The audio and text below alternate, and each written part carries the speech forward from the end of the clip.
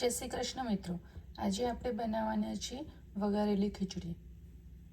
વઘારેલી ખીચડી બનાવવા માટે મેં લીધું છે બ્રોકોલી, બટાકું એન્ડ ઓનિયન, અને બીજા લીધા છે આપણે વટાણા.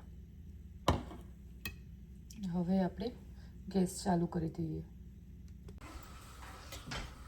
ગેસ ચાલુ કરીને આપણે કુકર મૂકી દીધું છે. હવે આપણે એની અંદર આજે આપણે ખીચડી બનાવીશું ઘીથી.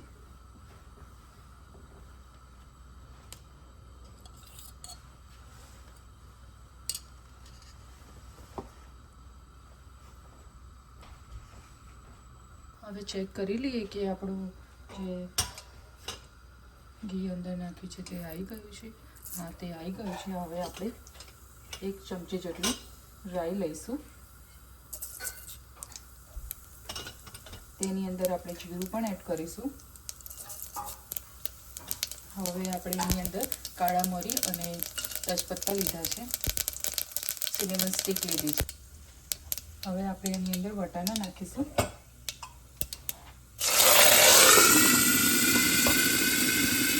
અને વટાણા નાખીને આપણે ઢાંકણ બંધ કરીશું, નહીં તો પાણી હશે તો વટાણા બધા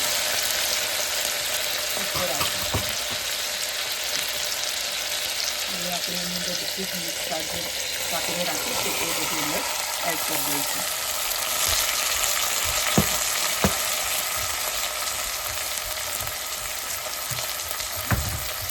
હવે એને મિક્સ કરી લઈએ આપણે.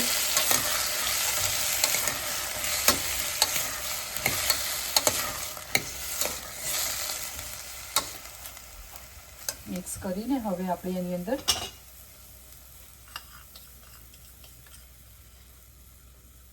અડધી ચમચી જેટલી આપણે હળદર નાખીએ છીએ.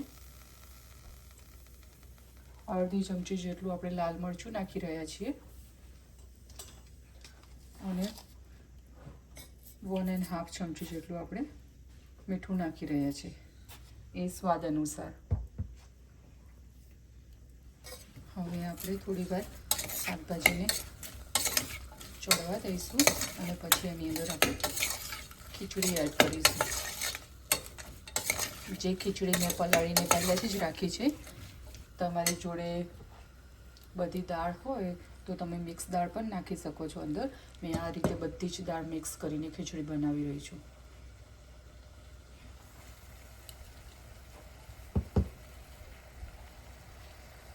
જોઈ રહ્યા છો તમે કે બધું જ મિક્સ થઈ ગયું છે મસ્ત રીતે. હવે આપણે એની અંદર ખીચડી એડ કરી લઈશું કે જે આપણે પહેલેથી પલાળીને રાખી છે તે.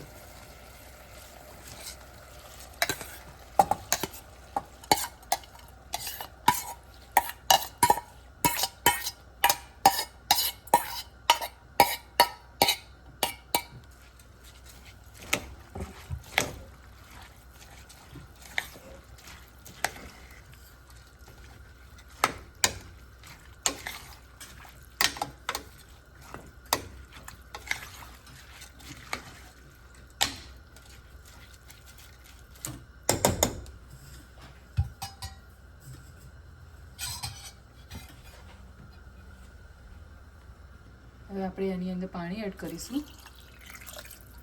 કે જેથી આપણે ખીચડીનું કુકર ઢાંકી દઈએ અને ખીચડી 4 સીટીમાં ચડી જશે. તમે જોઈ રહ્યા છો કે મેં પાણી કેટલું નાખ્યું છે.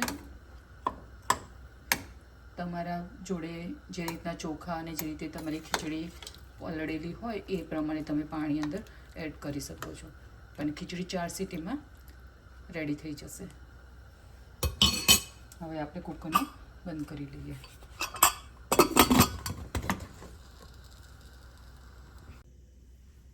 આપણી 4 સીટી થઈ ગઈ છે અને હવા બધી નીકળી ગઈ છે. હવે આપણે ચેક કરી લઈએ ખીચડી. જોઈ રહ્યા છો કે આપણી ખીચડી રેડી થઈ ગઈ છે, કેટલી મસ્ત લાગે છે.